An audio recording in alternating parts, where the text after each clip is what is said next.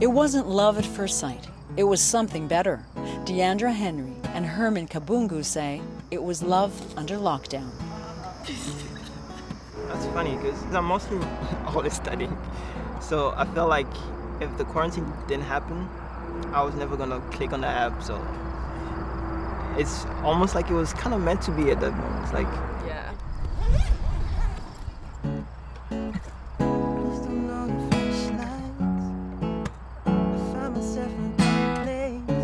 Deandra is a musician. Herman is also an artist and studying chemical engineering.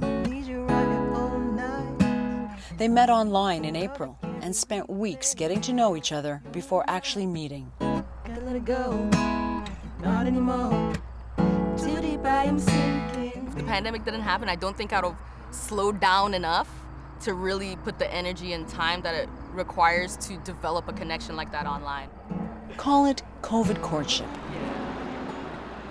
The desire for human connection has only deepened since the pandemic hit. Dating apps are reporting a 30% jump in their numbers, but romantic distancing has set a whole new pace to dating. Wow. Things have slowed down significantly. Woo, I love that. And the courtship process has been reintroduced. So before, people would skip courtship and go straight to intimacy. Now it's mandated. Flirt with the camera, my dear. Carmelia Ray has been a matchmaker for nearly 30 years, and this is her busiest summer. Ready? 1, 2, 3. Very nice. Today, she and her team are directing a photo shoot with a client to refresh her online profile. You know, you can be like, hey, let's meet up at that social distance walk with our masks and have a great time. You can make it funny, right? Yeah, make it a little fun. It's already tough enough during... Carmelia says COVID has made everyone more discriminating. Number one, a new line of questioning is having the COVID talk. Who's in your bubble? Who are you socializing with? Are you going to work? Are you working from home? Are you wearing gloves? What's your attitude about the pandemic?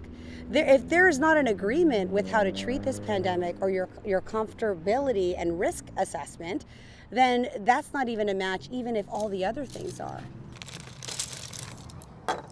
If there is a match, then it's a question of how to take it to the next level.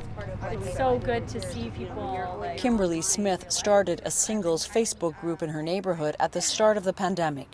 It's grown to nearly 500 members. Hi, you made it. All right. Okay. I think that's one of the most challenging times right now is like, where do we go as singles? Like, there's not as many opportunities to go for dinner or, you know, go to these entertainment areas. And because those are all closed, we're like trying to look at new ideas, like coming to the park or like going for a picnic or let's go for a bike ride. So I think it's brought things down and made it a little bit simpler for us, but we still have to be creative in what we want to do together. So that's always a good conversation. Everybody has their paintbrushes in front of them. Do you have a large paintbrush? Drawing on her work as an artist, Kimberly is hosting COVID-safe singles events, like painting in the park. Skinny clouds, we want the puppy.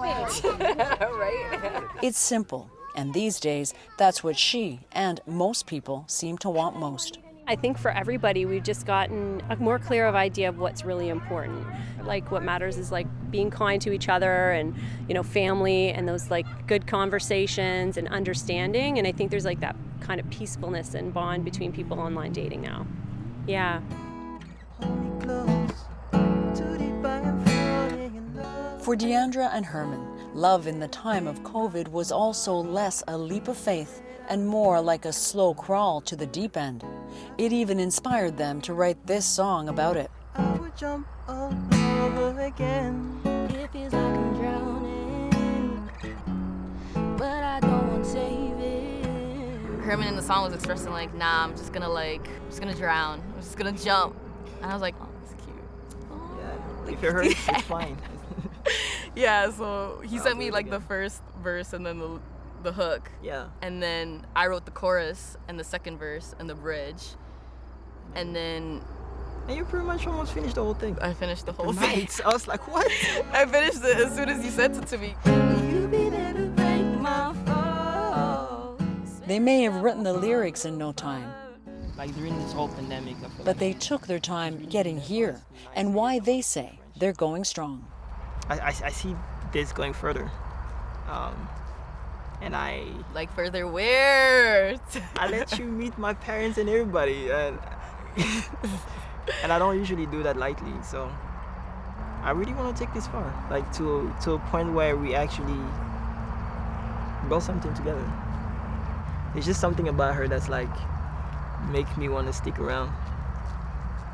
And if it's gonna take me a while to figure it out, I'll keep searching for that.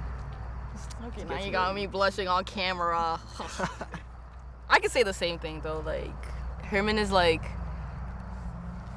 come into my life when I didn't even know that I really needed someone like him in my life to really push me in my art, my music, my faith, and my everything. It's like I'm quite lucky to have found you, I think.